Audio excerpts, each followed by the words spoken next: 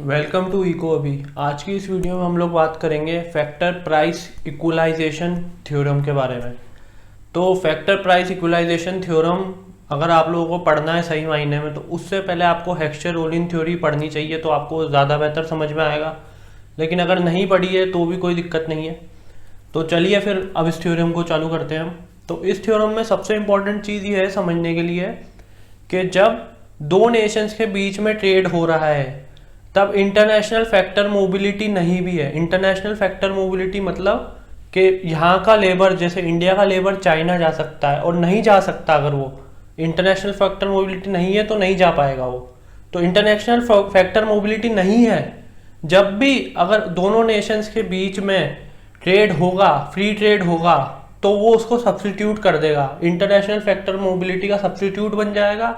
और अल्टीमेटली क्या होगा, दोनों नेशंस के बीच में रिलेटिव फैक्टर प्राइसेस मतलब होता है ये W by R, W divided by R, जहां पे W वेजेस है, लेबर का रिवॉर्ड, और R है रेट ऑफ इंटरेस्ट जो कि कैपिटल का रिवॉर्ड है। तो इसका जो रेशियो होता है, ये रिलेटिव फैक्टर प्राइसेस इक्वल हो जाएंगी फ्री ट्रेड की वजह से, और जो एब्सोल्यूट फैक्टर प्राइसेस हैं वो भी इक्वल हो जाएंगी। ये थ्योरम हमें बताता है। उसके कुछ अजम्पशंस है, ऑब्वियसली जो हेक्स्चर-रोलिन के सारे अजम्पशंस हैं वो इसमें भी अप्लाई होते हैं। तो अगर आप उसको पढ़ेंगे तो सारे अजम्पशंस भी आपको समझ में आएंगे। हालांकि इसमें अलग से अजम्पशन नहीं बताए जाते, तो वो उसको सब्स्टिट्यूट कर देगा इंटरनेशनल फैक्टर मोबिलिटी को और प्राइसेस इक्वलाइज हो जाएंगी। क्योंकि इंटरनेशनल फैक्टर मोबिलिटी जब होती है तब भी दो नेशंस की प्राइसेस इक्वलाइज हो जाती हैं फैक्टर्स की, ठीक है ना। क्योंकि यहाँ का लेबर वहाँ भी चल जाता है तो ऑब्वियसली हर जगह प्राइस इक्वल हो जाएगी। वो जैसे इंडिया में तो लेबर की प्राइस, अगर यहाँ पे हम ट्रांसपोर्ट कॉस्ट हटा दें और बाकी सारी चीज़ें हटा दें तो फिर परफेक्ट सिनारियो में तो हर जगह लेबर की प्राइस इंडिया में भी इक्वल हो जाएगी। तो इंटरनेशनल फैक्टर मोबिलिटी में क्यों नहीं हो सकती इक्वल? अब ऑब्वियसली हो सकती है। तो यही इसका पॉइंट है इस थ्योरम का कि फैक्टर प्राइसेस और रिलेटिव और एब्सोल्यूट फैक्टर प्राइसेस जब दोनों नेशन आपस में ट्रेड स्टार्ट करेंगे करना तब इक्वल हो जाएंगी, अगर कुछ कंडीशंस होल्ड करती हैं तो, ठीक है। तो पहले हम देखते हैं, डायग्राम को देख के समझते हैं। तो यहाँ पे हमने माना हुआ है कि परफेक्ट कंपटीशन है और टेक्नोलॉजी जो है दोनों देशों में, नेशन 1 और नेशन 2 में, दोनों नेशंस में टेक्नोलॉजी जो है वो सेम है। अब टेक्नोलॉजी सेम मतलब प्रोडक्टिविटी सेम हो जाएगी। अगर एक नेशन टेक्नोलॉजिकली बेटर होता तो वहाँ प्रोडक्टिविटी ऑब्वियसली ज़्यादा होती, और परफेक्ट कंपटीशन मतलब आप लोग समझते ही हैं। तो ये सिचुएशन है, ठीक है। तो परफेक्ट कंपटीशन और टेक्नोलॉजी सेम होने की वजह से हर एक यूनिक जो रिलेटिव फैक्टर प्राइसेस है, यानी कि वेज और इसका रेशियो, रेट ऑफ इंटरेस्ट का रेशियो, ये इक्वल होगा px बाई पी के हर एक उसको। ये pa है, क्या है? pa है px बाई पी ही है और कुछ नहीं है, ठीक है। फैक्टर प्राइसेस का रेशियो है, तो ये इक्वल होगा, ठीक है। इनके यूनिक कॉम्बिनेशन होंगे, जैसे WR1 के इक्वल है ये वाला PA है ना। फिर WR स्टार के इक्वल है PB equals to P dash, ये भी वही है px बाई पी, ठीक है ना। तो इनके अलग अलग पॉइंट्स पे इक्वल हो जाएंगे, ठीक है ना। तो नेशन 1 कहाँ पे होगा? नेशन 1 होगा पॉइंट A पे। नेशन 1 पॉइंट A पे क्यों होगा? पॉइंट A का मतलब क्या हुआ? A को अगर हम A डैश से कंपेयर करें या B डैश से कंपेयर करें तो क्या डिफरेंस है?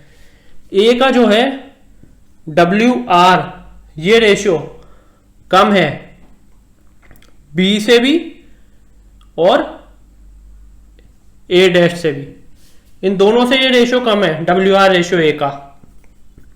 क्यों कम है?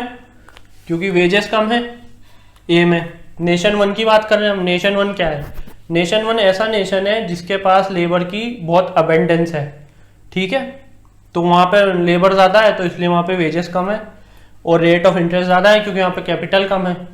और यहाँ पे मैं एक और चीज़ आपको बताना चाहूँगा कि दो जो हमारी कमोडिटीज़ है, एक्स और वाई कमोडिटी हमने इसमें ली है। तो एक्स जो है हमारी, एक्स है लेबर इंटेंसिव और वाई है कैपिटल इंटेंसिव, दोनों नेशंस में, नेशन 1 में भी और नेशन 2 में भी, ठीक है। तो यहाँ पे कहीं ना कहीं हम देख सकते हैं कि जो नेशन 1 है उसको एडवांटेज है एक्स के प्रोडक्शन में, क्योंकि उसके पास लेबर ज़्यादा है, उसके पास कंपैरेटिव एडवांटेज है एक्स के प्रोडक्शन में, ठीक है। और नेशन 2 के केस में क्या है, वो ए डैश पे है नेशन 2, ठीक है। नेशन 1 है ए पे, नेशन 2 ए डैश इस पॉइंट पे, जहां पे WR रेशियो ज्यादा बड़ा है, ठीक है ना, ए के कंपैरिजन में, ठीक है ना। इसको डैश डैश कर देते हैं, WR डैश ये बड़ा है ए से, ए का जो WR रेशियो उससे, ठीक है ना। तो इसका मतलब क्या हुआ कि ये बड़ा है, WR रेशियो यहां पे बड़ा है, तो इसका मतलब क्या हुआ, RW जो उसका अपोजिट है वो छोटा होगा ए से, RW छोटा होगा, WR बड़ा है तो RW छोटा होगा, इसका उल्टा। इसका मतलब क्या हुआ कि यहाँ पे रेट ऑफ इंटरेस्ट कम है, यहाँ पे कैपिटल की अबेंडेंस है, ठीक है। तो ये लोग, इन लोगों के लिए एडवांटेजेस है वाई प्रोड्यूस करना, जो कि कैपिटल इंटेंसिव कमोडिटी है। तो अभी तो इनके बीच में ट्रेड नहीं हो रहा, तो ये ए पॉइंट पे है और वो ए डैश पॉइंट पे है, ठीक है। अब ट्रेड स्टार्ट हो गया, अब जैसे ही ट्रेड स्टार्ट होगा दोनों नेशन स्पेशलाइजेशन करेंगे, ठीक है। हेक्स्चर-ओनियन थ्योरी में हमने पढ़ा था, वो पूरी उस थ्योरी को फॉलो करता ही है। तो दोनों स्पेशलाइजेशन करेंगे, तो नेशन 1 क्या सोचेगा कि यार मैं अपना लेबर ज़्यादा यूज़ करता हूँ और लेबर इंटेंसिव कमोडिटी ज़्यादा प्रोड्यूस करता हूँ, क्योंकि उसमें उसको फ़ायदा, उसमें उसको कंपैरेटिव एडवांटेज है, ठीक है। तो नेशन 1 ज़्यादा से ज़्यादा ए को प्रोड्यूस, मतलब हमारी एक्स कमोडिटी को प्रोड्यूस करेगा, और उस वजह से क्या होगा, नेशन 1 में वेजेस बढ़ेंगी, नेशन 1 में वेजेस बढ़ना चालू हो जाएंगी, ठीक है। अब नेशन 1 में वेजेस बढ़ने लग जाएंगी, तो उस वजह से इस रेशियो का क्या होगा, और रेट ऑफ इंटरेस्ट कम होने लग जाएगी, क्योंकि कैपिटल कम यूज करेगा अब एक्स। वो लेबर इंटेंसिव कमोडिटी में वैसे भी कैपिटल इतना ज़्यादा यूज नहीं होता, तो जो पहले का प्रोडक्शन लेवल था उसके हिसाब से अब कैपिटल कम यूज होगा, तो ये WR रेशियो क्या होगी, बढ़ने लग जाएगी नेशन 1 इस साइड मूव करेगा, ठीक है। नेशन 2 में इसका उल्टा होगा, नेशन 2 कैपिटल का यूटिलाइजेशन करेगा और nation 2 capital intensive commodity produce करेगा। तो जब वो कैपिटल इंटेंसिव कमोडिटी को प्रोड्यूस करने लगेगा, तो वहां पे उसको ज्यादा कैपिटल की रिक्वायरमेंट होगी, तो कैपिटल की रिक्वायरमेंट होगी तो कैपिटल ऑब्वियसली महंगा हो जाएगा, जब उसकी डिमांड बढ़ गई है तो कैपिटल महंगा हो जाएगा, तो वहां पे WR रेशियो कम होने लग जाएगी और ये यहाँ पे मूव करने लग जाएगा। और जैसे जैसे WR रेशियो बढ़ गई नेशन 1 में, तो उस वजह से क्या होगा, PX/PY भी बढ़ेगी नेशन 1 में।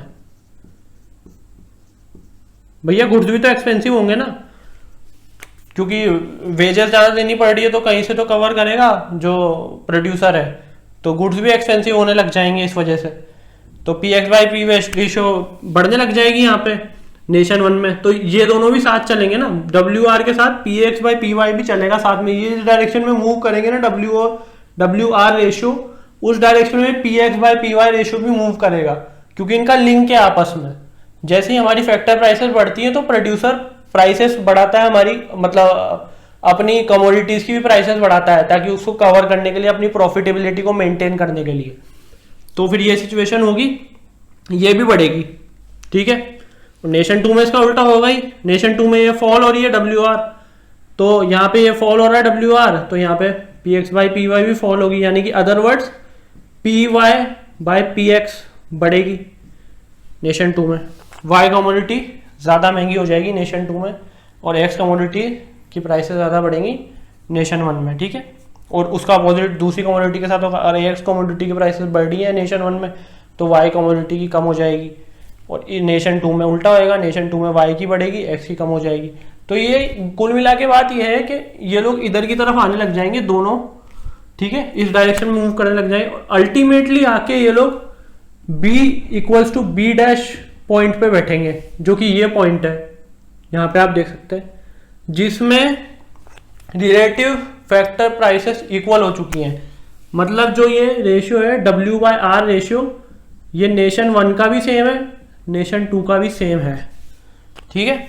तो जैसा कि मैंने आपको पहले बताया था कि जो इंटरनेशनल फैक्टर मोबिलिटी उसका सब्स्टिट्यूट बन जाएगा फ्री ट्रेड, अब वो बन चुका है सब्स्टिट्यूट। अब रिलेटिव प्राइसेस फैक्टर्स की इक्वल हो चुकी है, और रिलेटिव प्राइसेस जब फैक्टर्स की इक्वल होंगी, तब जो रिलेटिव प्राइसेस है कमोडिटीज की, वो भी इक्वल हो जाएंगी, यानी कि PX/PY भी दोनों नेशन में सेम हो जाएगी। ये जो अजम्पशंस हम लेके चल रहे हैं उस फ्रेमवर्क के अंदर, ठीक है। तो दोनों नेशन धीरे धीरे करके एक पॉइंट पे आ जाएंगे और इस पॉइंट पे आके रुक जाएंगे। वहां पे उनकी, अगर आपको हेक्सचेरोलियन थ्योरी आपने पढ़ी हो तो वहां पे दोनों नेशंस के बीच में कॉमन प्राइस लाइन आ जाती है। वो यही प्राइस लाइन वाला पॉइंट है जहाँ पे P X by P ratio, दोनों P X by P Y जो है रेशियो वो इक्वल हो चुकी है दोनों नेशंस के बीच में। तो ये एग्जैक्टली वही पॉइंट आ जाता है और दोनों नेशन इस पॉइंट पे ट्रेड करेंगे आराम से, कोई दिक्कत नहीं आएगी। अब एब्सोल्यूट प्राइस इक्वलाइजेशन की भी बात करी हमने, रिलेटिव नहीं, एब्सोल्यूट भी। एब्सोल्यूट मतलब क्या हुआ? एब्सोल्यूट वैल्यू वेजेस जो कि नेशन 1 में है वो इक्वल होंगी वेजेस जो कि नेशन 2 में है। ठीक है, नेशन 2 की वेजेस में W1 मान लो, W नेशन 1 की, तो W इक्वल्स टू W1 हो जाएगा और R इक्वल्स टू R1 हो जाएगा। मतलब जो भी लेबर की कॉस्ट नेशन 1 में लग रही है वही कॉस्ट लेबर की नेशन 2 में होगी और रेट ऑफ इंटरेस्ट भी सेम हो जाएंगे दोनों नेशन के बीच में। ऐसा हो जाएगा, ये थ्योरी हमें बताती है। क्यों हो जाएगा? क्योंकि रिलेटिव प्राइसेस तो हमने बता ही दिया कि W/R रेशियो तो इक्वल हो ही गई दोनों नेशन में। अब ये लॉजिकली हम सोचें तो ऐसा होगा ही सही कि एब्सोल्यूट प्राइसेस भी इक्वल हो जाए। क्यों? क्योंकि हमने परफेक्ट कंपटीशन है दोनों नेशन के बीच में, सेम टेक्नोलॉजी। CRS मतलब कांस्टेंट रिटर्न्स टू स्केल है, मतलब जितना 10% लेबर में इंक्रीज हुआ, 10% कैपिटल में इंक्रीज हुआ, 10% आउटपुट में इंक्रीज होगा। 12% नहीं होगा, 15% नहीं होगा, 10% ही होगा। तो कांस्टेंट रिटर्न्स मिल रही है टू स्केल। ठीक है, और चौथा हमने प्रूव कर दिया, रिलेटिव फैक्टर प्राइसेस सेम है। अभी हमने करा है जस्ट अभी। ठीक है, तो ये सब चीजें हैं जब, तो फिर ये लॉजिक हमें बताता है कि ठीक है, इसमें अल्टीमेटली जाके एब्सोल्यूट फैक्टर प्राइसेस भी सेम हो जाएंगी दोनों नेशंस के बीच में। ये अजम्पशन हम जो लेके चल रहे हैं इस फ्रेमवर्क के अंदर। तो कुल मिला के ये मैंने आपको थोड़ा सा आइडिया देने की कोशिश करी है फैक्टर प्राइस इक्वलाइजेशन थ्योरम का। अगर आपको समझ में आया हो तो फिर वीडियो को लाइक कर देना, और कुछ आपको नहीं समझ में आया हो तो आप कमेंट्स में पूछ सकते हैं। Thank you for watching.